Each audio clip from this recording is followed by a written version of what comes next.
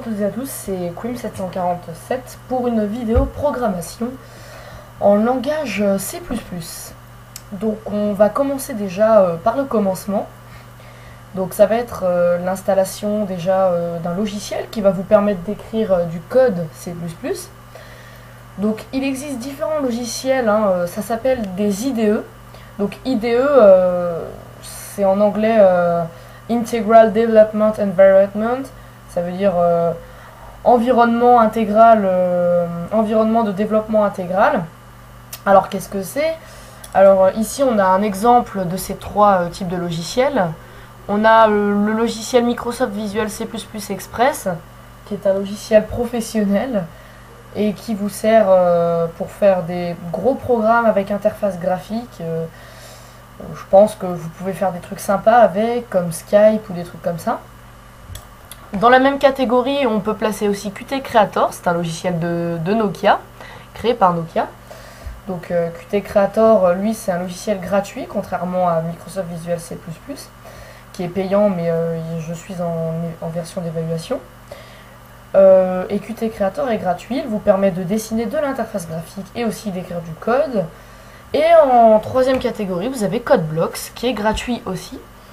Et c'est celui que nous allons commencer à utiliser car c'est le plus simple et c'est l'IDE des débutants en quelque sorte.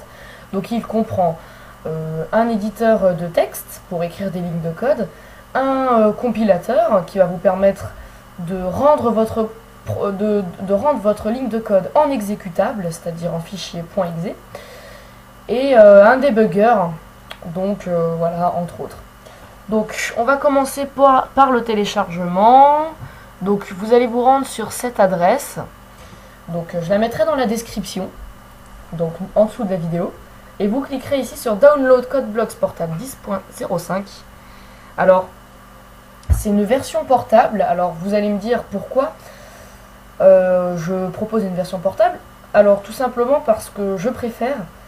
Vous pouvez la mettre dans votre clé USB, c'est le principe de la version portable, et ensuite l'utiliser où vous voulez sur n'importe quel ordinateur. Vous aurez juste à cliquer sur l'exécutable et ça se lancera.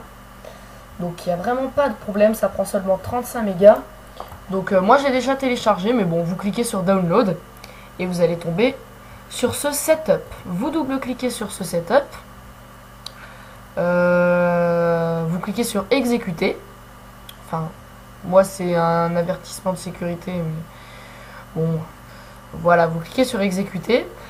Et voilà, vous avez un installeur. Donc, c'est le site Portable Apps. Donc, qu'est-ce que c'est? C'est un site qui propose des applications version portable, vous l'aurez compris. Donc, des versions avec clé USB. Alors là, je vais cliquer sur Next. Et là, ils vont vous demander où l'enregistrer. Alors, vous cliquez sur Browse. Alors, vous pouvez choisir votre ordinateur, tout simplement pour l'avoir sur votre PC, mais vous pouvez aussi le mettre sur votre disque dur externe ou autre, ou encore voilà, clé USB, pour l'amener à votre lycée. Donc moi c'est tout bon, je clique sur Install, et ensuite vous pouvez faire Show Details pour voir ce qui s'installe. Et une fois l'installation terminée, vous allez pouvoir commencer à écrire vos premières lignes de code. Donc c'est un IDE en C et en C++. Hein. Donc voilà, je me rends dans mon dossier.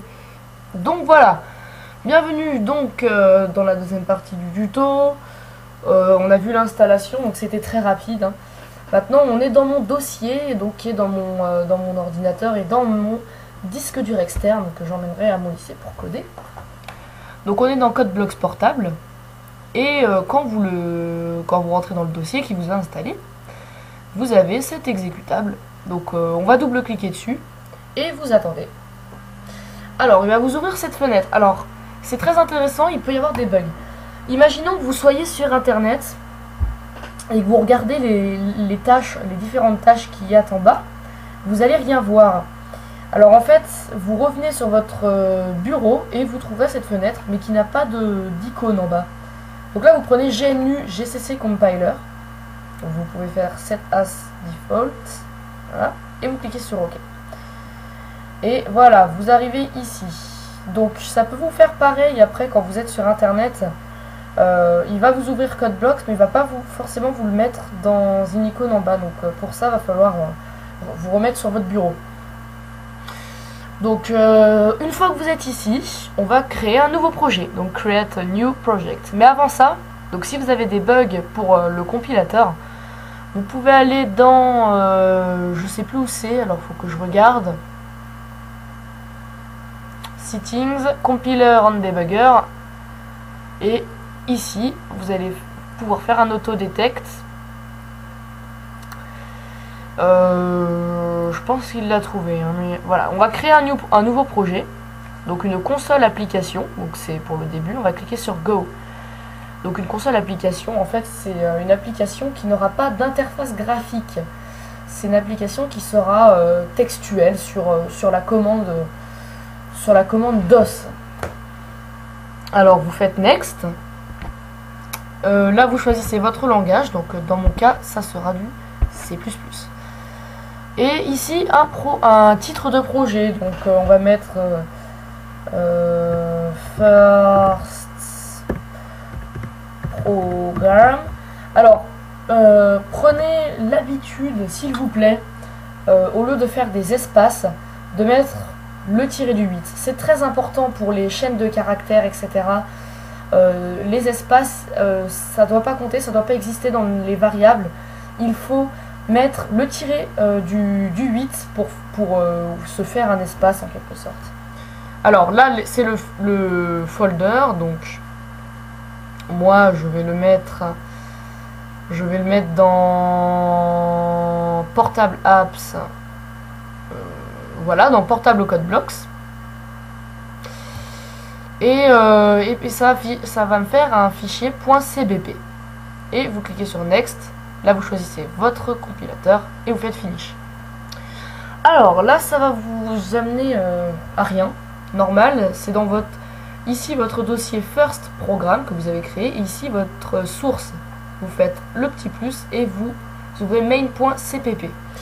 Donc là, vous arrivez sur vos premières lignes de code. Donc, vous voyez que par défaut, on a déjà 9 lignes de code qui sont créées. Donc, le include EOStream, c'est avoir inclus une bibliothèque. Donc, on peut en inclure d'autres.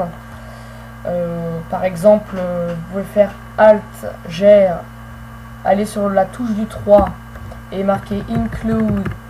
Ensuite, vous faites le inférieur et je crois que c'est string.h si vous voulez afficher une string pour les variables. Je m'expliquerai dans de prochains tutos ou dans celui-ci peut-être si on a le temps.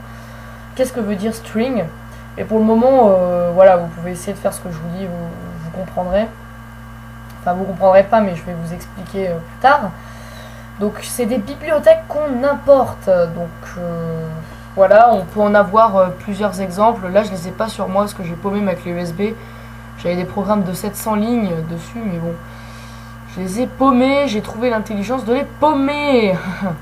Voilà, donc en attendant, ceci étant pas très grave, alors on a ensuite un using namespace std, donc ça c'est une autre ligne obligatoire. Donc vous ne pouvez pas la supprimer, sinon vous allez avoir un bug de compilateur. Et ensuite on a un int main parenthèse. Alors qu'est-ce que c'est le int main? Alors c'est la fonction, c'est une fonction. Donc on peut en faire plusieurs des fonctions, c'est ce que j'expliquerai plus tard. On peut très bien faire int ce que vous voulez, quim747 par exemple, espace, parenthèse. Ensuite, vous faites entrer et vous faites ce qu'on appelle le begin. Donc, vous faites Alt, Ger et la touche du 4. Et CodeBlocks 10.05 va vous ouvrir directement le begin dès le end. Vous pouvez donc très bien en créer, mais pour le moment, rentrez pas là-dedans. Je m'expliquerai, j'aurai le temps. Donc, on est dans int main. Alors, donc dans ce int main, on a quotes. Donc, quotes, ça veut dire console. Je pense out ou quelque chose comme ça, c'est pour afficher en gros dans la console du texte. Donc ici il y a marqué Hello World, donc c'est ce qui va être affiché, donc vous voyez que c'est entre guillemets. c'est ce qui va être affiché dans la console. Et ici ENDL pour dire retour à la ligne. Alors on peut faire plus rapide pour le ENDL, on peut faire ici, donc juste après le point d'exclamation de Hello World, donc à la fin de votre texte ou au milieu où vous voulez, un backslash N. Alors le backslash, c'est pareil, c'est la touche Alt GR à côté de votre touche espace. Et ensuite, vous allez appuyer en même temps sur le 8 pour faire le backslash. Et ensuite, vous mettez un N. Donc, on va essayer de compiler. Et là, ça me dit nothing to be done. Yeah, it's good. It's very good. Donc, pourquoi nothing to be done? Alors, compiler and debugger, j'essaie de regarder ça. On va faire un Opi la Belgique, portable apps, app, je sais pas où c'est, bien entendu, c'est pas là. Il faut chercher menu ou autre, code blocks, first programme, other data, c'est peut-être dans code blocks ici, non ça m'a l'air de pas être là. Dossier code blocks, autodetect, non, d'accord, bon on va se mettre dans mon disque local principal, ça ira plus vite. Dans mon disque C, dans Program Files, Code Blocks, Menu. Voilà. Et vous cliquez sur OK. Donc voilà. Il compile, compiling main.cpp. Et il a ici ouvert ce programme avec marqué Hello World. Donc Hello World, c'est du texte. Et ensuite, il vous met process return 0, execution time, etc. Alors pourquoi il vous met ça? Pour la simple et bonne raison qu'en fait vous n'avez pas mis d'autres instructions dans votre code source, dans votre main.cpp, et donc il arrête le programme après l'avoir exécuté. Et vous avez vu qu'il vous a créé donc un first program.exe. Alors ici dans build target on va mettre realize, ça sera beaucoup mieux pour le début parce qu'on n'a pas besoin de débugger pour le moment. Alors si vous voulez afficher un autre texte, vous faites entrée et vous mettez quotes, ensuite vous faites ces deux inférieur espace guillemets et vous mettez bonjour, ce que vous voulez, hein. Je m'appelle, j'ai peut-être fait des fautes d'orthographe d'ailleurs, mais c'est pas grave, je suis une merde en français. Je suis un scientifique, mes amis.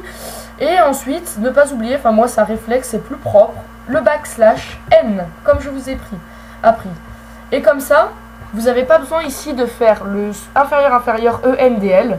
Donc vous fermez les guillemets et vous mettez tout simplement le point virgule. En C++, toutes les lignes se terminent par un point virgule. Sinon, il va vous faire une erreur de compilation. Donc une fois que vous compilez, alors ça va vous donner Hello World, bonjour, je m'appelle Caliste, et le bonjour avec une faute d'orthographe naturellement. Alors j'oubliais, ici c'est la touche build, c'est-à-dire que vous allez construire votre exécutable avec ce bouton en haut à gauche. Ici c'est run, c'est-à-dire que ça va lancer votre exécutable, mais si vous avez écrit du nouveau code, il ne va pas le prendre en compte tant que c'est pas recompilé, c'est-à-dire qu'il lance à la dernière compilation, quoi. Et ici c'est un build and run. Donc c'est le mieux à faire, quoi. Donc qu'est-ce que vous pouvez faire d'autre? Alors on va voir les différents types de variables. On va essayer d'améliorer le quote bonjour je m'appelle Caliste. Alors on va créer un petit programme qui va vous poser une question, donc qui va vous dire comment vous appelez-vous. Vous allez taper votre nom, enfin votre prénom je veux dire, ou votre nom comme vous voulez, et ensuite on va faire afficher bonjour je m'appelle espace, et là ça va être votre nom, donc votre nom qui va être rentré dans une variable logiquement parce que ça va dépendre des personnes qui vont l'utiliser. Alors donc on va commencer tout de suite. Pour faire ça, on va déclarer une variable. Alors pour déclarer une variable, il va falloir faire string, donc S-T-R-I-N-G, espace. Donc string, c'est une variable qui contient une chaîne de caractères. Alors qu'est-ce que c'est des caractères? C'est des touches du clavier, en gros. Hein. Donc l'espace, c'est un caractère. La touche A, c'est un caractère. Un nombre, c'est un caractère. Le plus, le égal, la parenthèse, le slash, c'est un caractère. Toutes les touches du clavier sont comprises comme des caractères et donc possèdent un code binaire. Je ne vais pas m'étaler là-dessus, hein, mais je pourrais vous expliquer le binaire un peu plus tard. Pour le moment, c'est le premier tutoriel, c'est vraiment la base. Je ferai la suite. Tiens, d'ailleurs, ça me fait penser. Programme, j'ai pas mis de E. Enfin bon, dans mon titre de projet, c'est pas important. Là, je fais vraiment la base, mais j'en referai un ce week-end de tuto. Je vais essayer d'en faire un par semaine ou 2 par semaine. Et en fait, je ferai des exemples de programmes. Enfin bon. Donc je marque string, et ensuite, je mets un nom comme je veux, hein, un nom de variable, tout simplement. Donc ici, on va mettre mon. Ensuite, au lieu d'utiliser l'espace, c'est la touche du 8, très important. Et ensuite, nom. Voilà, mon nom. Et ensuite, on va faire la parenthèse et le point virgule. Et au sein de cette parenthèse, on va mettre simplement... ok, erreur de ma part. On va mettre simplement 2 guillemets. Voilà. Donc pour le moment, ça donne string, mon nom, parenthèse, guillemets, point virgule. Donc ça va rien changer au programme. Je vais juste vérifier s'il n'y a pas une erreur de compilation, parce que je ne sais plus vraiment si c'est include string.h. Donc je vais vérifier. D'accord, il n'y a pas de problème. C'était bien ça. Alors, le Hello World, ici on va l'enlever parce qu'il n'y a plus besoin. Et on va taper à la place notre propre texte. Donc par exemple, on va taper dans les guillemets, on va demander dans le programme ensuite, taper votre nom ou votre prénom. Donc on va mettre taper, espace, votre prénom. À ne pas confondre, ici on n'est pas obligé d'utiliser le grand tiré du 8 parce que c'est considéré comme du texte. Je tiens à préciser que vu que nous sommes en train de créer une application console, eh ben, on va essayer d'éviter tout ce qui est les accents, parce que dans l'application console, il n'arrive pas à afficher les accents. Donc pour le moment, éviter. Salut à toi Antoine qui s'est connecté sur Skype. Donc on va demander taper votre nom. Le ENDL ici, on va l'enlever parce qu'il ne me sert à rien, vous comprenez. J'ai déjà mis \n avant les guillemets. Ok ? Et ensuite, donc \n, ça veut dire retour à la ligne. Donc là, il va, en gros, dans le programme, quand vous allez l'exécuter, eh ben, il va vous demander taper votre prénom. Et vous allez écrire donc votre prénom, mais en dessous de cette ligne. Alors là, vous allez mettre sin. Donc sin, ça veut dire console input. Donc vous allez en fait, c'est une syntaxe pour dire j'écris dans la console. Donc à partir de ce moment-là, le programme ne va pas s'arrêter tant que vous n'avez pas écrit quelque chose et que vous n'avez pas appuyé sur la touche entrée. Ensuite, vous allez faire le supérieur comme ça. Puis vous allez mettre votre nom de variable. Donc là, c'est mon nom. Donc vous voyez, quand vous tapez mon au bout de 3 caractères, il vous met automatiquement les variables existantes dans votre code. Et on retrouve dans ce mon nom la ligne qui était au-dessus dans string mon nom ici. Ok? Donc maintenant on met un point virgule, ne pas oublier. Et ensuite, au lieu de dire bonjour, je m'appelle Caliste, qui est mon vrai prénom, je vais mettre bonjour, je m'appelle, espace, je vais fermer les guillemets, hop, et là je vais refaire les 2 crochets inférieur, et là je vais marquer mon nom. Alors, on va récapituler tout ça. C'est très facile. On a déclaré ici une variable, mon nom. Alors, il y a différents types de variables.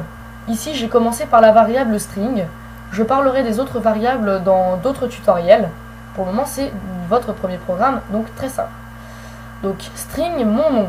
Donc mon nom, on va rentrer dans mon nom, qui est une variable, on va rentrer une chaîne de caractères. Cette chaîne de caractères, on va la rentrer à ce niveau, dans sin mon nom.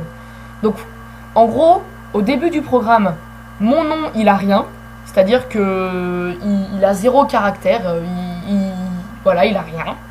Et ensuite on va stocker quelque chose qui est rentré par l'utilisateur au clavier au sein de mon nom. Et ensuite on va dire Koots, bonjour je m'appelle, et on va demander mon nom. Et vu que cette ligne là, Koots, bonjour je m'appelle, et ensuite mon nom est en dessous de l'autre, eh ben, elle va prendre en compte le signe mon nom. Et ensuite return 0, à quoi ça sert? Je vous ai pas expliqué. Ça sert à retourner une valeur à la fin de la fonction, parce que la fonction main ou toute autre fonction qu'on va créer plus tard, ça va en fait poser quelques problèmes. Enfin, ça va retourner une valeur hasardeuse prise avec une sorte de random. Donc là au moins ça va éviter tout type de problème. Il y aura vraiment plus de soucis. Et puis voilà. Qu'est-ce que je voulais dire? Ah oui, pour le début, pour les include, avant de compiler, j'ai une astuce pour vous. Je vais vous la montrer tout de suite. Ça doit être sur Google Site que j'ai trouvé ça. Google Site. Voilà. Je dois avoir une page web à moi. Voilà, Quim officiel. Code source de la version 1.0 d'un de mes programmes. Voilà. Alors ça, c'est ce que je mets à chaque fois. C'est les différents include à mettre. Moi, c'est ce que je mets à la base de mon programme à chaque fois. Voilà. Comme ça vous fait un petit peu d'avance. Donc c'est include isostream, include, etc. Enfin, j'ai pas rajouté l'include vector, etc. Mais bon, c'est parce que je les ai pas encore beaucoup utilisés. Voilà. Donc on va compiler tout ça. Donc on va faire un build and run. Et il va vous créer votre programme. Alors juste une petite chose. Si je me rends maintenant dans le dossier portable CodeBlocks, je vais trouver ici ce dossier First Program. Je rentre dedans et ici j'ai bin. Donc bin, c'est là où il y aura mes rendus de programme, donc en fichier exe. Donc je vais rentrer en relays et je vais trouver firstprogram.exe, vous voyez. Donc c'est exactement pareil que sur CodeBlocks. Donc vous cliquez sur Run une fois que c'est compilé, hein. Et voilà. Alors il vous demande taper votre prénom. Donc vous tapez votre prénom, par exemple Quim, voilà, et vous faites entrer et ça fait bonjour je m'appelle Quim. Donc c'est votre premier programme. Vous voyez que si je réexécute le programme, je fais à nouveau un run et que je tape un tout autre texte, bonjour je m'appelle, enfin je sais pas, je vais m'appeler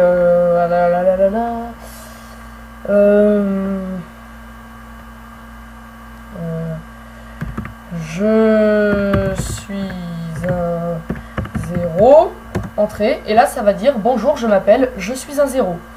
Donc vous voyez, il va prendre en compte ce que vous avez marqué au sein d'une variable, et il va mettre votre variable derrière le bonjour je m'appelle. Bon voilà, j'espère que ce tuto vous aura été utile. Il a été très complet je pense pour le tout début, hein. Je vais expliquer les autres variables un petit peu plus tard. Et puis je vais finir sur je vais vous montrer un petit code source. Voilà, ça c'est un de mes derniers programmes que j'ai fait. Et puis peut-être que dans quelques temps, j'aurai l'honneur de vous apprendre à faire quelque chose de ce genre. Donc je vais vous montrer vite fait. Voilà, ça donne 475 lignes de code. Et puis bon voilà, il y a pas mal de trucs, hein. Voilà, il y a des nombreux choix dans les parenthèses, etc. Mais c'est un vieux projet. Enfin bon, c'était Quim 747 pour un nouveau tuto. Et ben moi je vous souhaite à très bientôt. Et puis salut tout le monde.